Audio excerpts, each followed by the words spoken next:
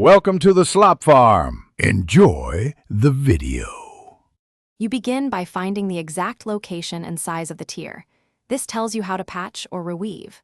Once done, secure the piece in a hoop to maintain tension so you don't distort motifs. You need the correct Aari needle and thread that matches weight and color. This prevents puckering and visible repairs. As you prepare, trim loose ends and smooth frayed fibers so your stitch path follows intact net strands for a seamless repair. Now you reweave the net by following the existing grid. Match the spacing so the repair blends. Use your Aari needle to pick up adjacent net strands and loop through consistently.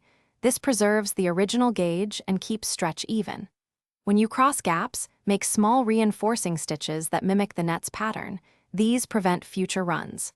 Make sure to maintain even tension. Too tight makes puckers, too loose creates sagging, and keep checking alignment with nearby motifs.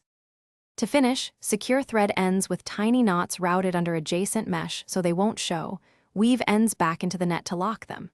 Trim excess thread and lightly steam or press from the wrong side to relax fibers and even tension.